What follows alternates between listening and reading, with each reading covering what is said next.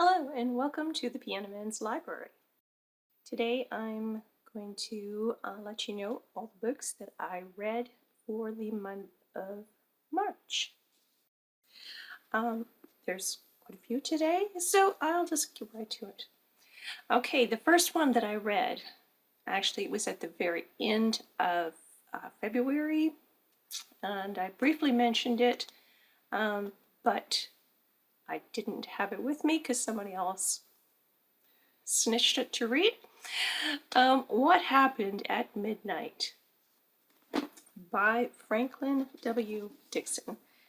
Now this beautiful old book with lovely end papers was written in 1931.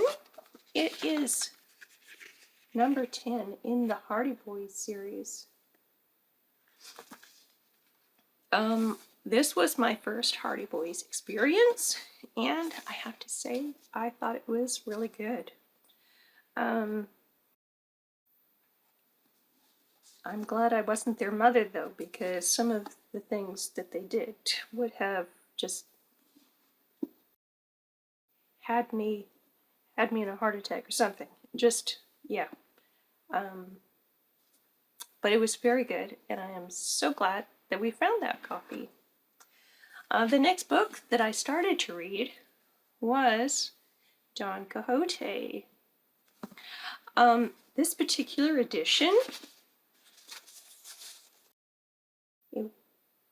Wordsworth Classic Edition, did not leave. Okay, for an example, this is all in one paragraph. No space to mark anything up or anything. And it contained all the dialogue all in one, all in the same paragraph. So it was very difficult for my brain to get around. So yeah, I put this one down. I got up to 170 pages in, but then I decided I needed to make it a little bit easier on myself. And going through the different editions that we have in the house, I was able to find another copy in my great books. So this is much nicer to read. It has the dialogue, it has footnotes.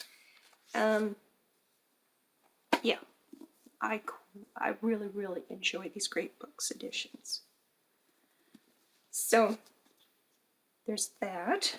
I'm not going to be reading it, though. It took me a little while to find this. So I'm just going to put it on my shelf for another month or two before I get back to it, because I had a number of other things going then at the same time.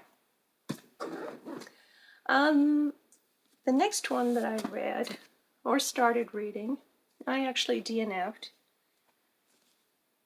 Presidential Wives. This I was very excited about. It's an anecdotal history of all of the first ladies, from Martha Washington all the way up to Nancy Reagan. And each of the ladies has a brief biography of their life. And then there's also a bunch of anecdotes about them, which I thought would be just wonderful to get to know, like a little more personal type of things about each lady. But it didn't take me very long to find out that the author kind of let their political beliefs like skew some of the facts about the presidents and these ladies. So I DNF'd this book. Another one that I read was Robert Louis Stevenson's The Black Arrow. This book was from 1926.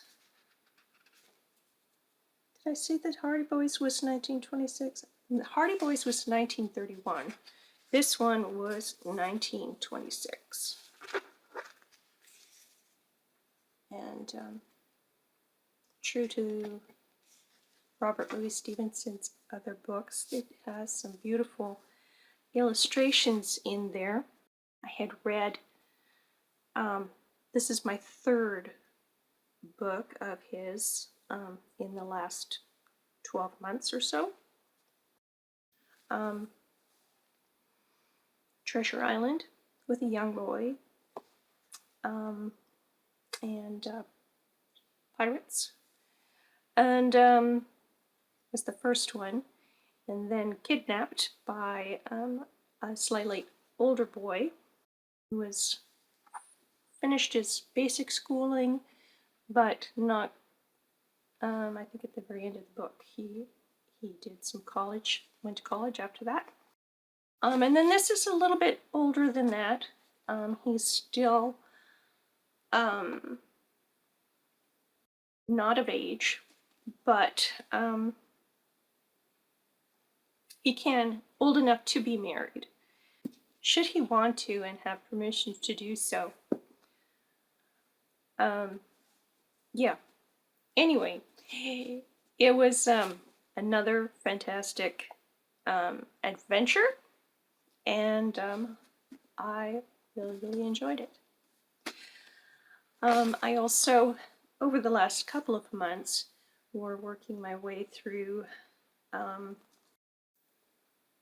Gogol's short stories, and the last one is also a play. So those were interesting.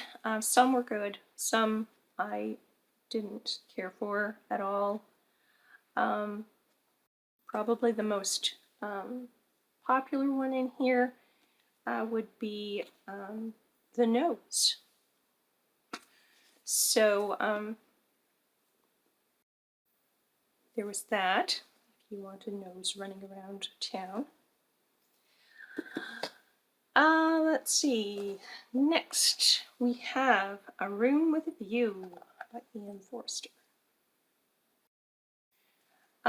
This book, I read part of it and then I listened to part of it. It was a good little story, romance. It often reminded me of my Harlequin romance days when I was much younger. And yeah, it wasn't the most exciting read that I had, but it was okay. Another one that I read was Unraveling Gender. And if you can see all of these tabs and notes, I could say so much about this book, but I'll leave it with, it is a Catholic book written by a Catholic university professor.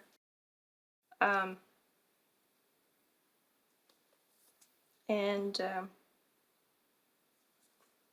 it's on gender. Okay. Yeah, it was good. It was thought-provoking.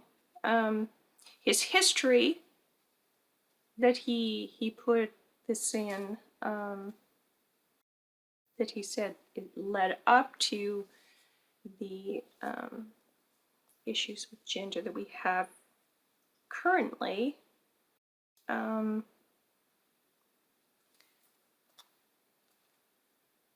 I don't know if I would agree with all of what he said, but it was very, it was good. So there's that. Let's see. The next book that I read was Barnaby Rudge. by Charles Dickens. This is a story of the riots in London, Protestants against some Protestants. It was actually not a lot, but a lot of people joined just because they didn't want anything happening to them. But Protestants against Catholics. And it was really good. It was really good. I was very interested in it.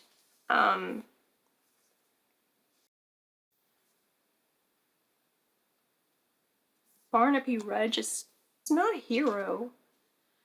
He's also, like, they listed him as one of the heads of the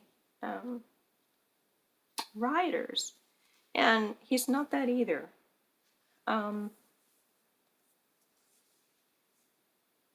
Yes. So I have issues with the description that they have of the book, but the actual book I really, really enjoyed, and I think it's an important book. So there's that. Next, this was a little gem that I found in our big library when we were shuffling things around. Weep Not, Child. And this book is from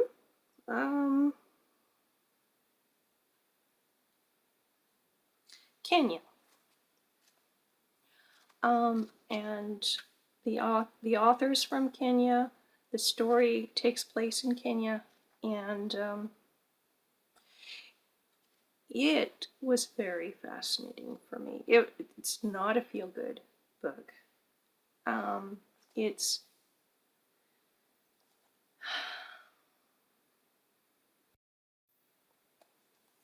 the story.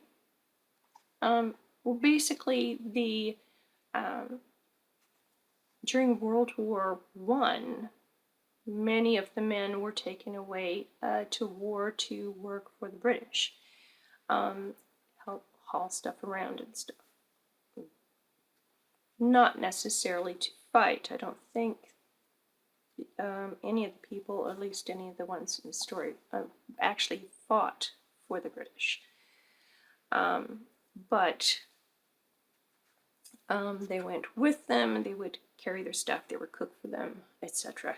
And when they came back, they were told that their land was deserted, and so it was sold to basically plantations, and they could work for these new landowners and such. So, and then, of course, went fine for a while after World War II, and then trouble started. So there's that. Yes, it was very good, and I did cry. It's a good book if I cry. So I won't tell you the whole story, but if you ever find any from these African writers series, I know if I find any, I'm going to be looking for them because it was good. And then the last one that I have here is a Mary Higgins Clark book. I've Got My Eyes on You. And this was my very first Mary Higgins Clark book. And she sucked me right in. I read this very quickly. And I gave it 4 stars. So, yeah, there's that. So, let me know what you've been reading, and if you've read any of these books and what you think. Have you ever heard of the African Writers series? I think we got that out of a free bin at McKay's, actually. Actually, 3 of those I think we did. So anyway, let me know, and we hope you've had a great reading month, and we'll talk to you again soon. Bye.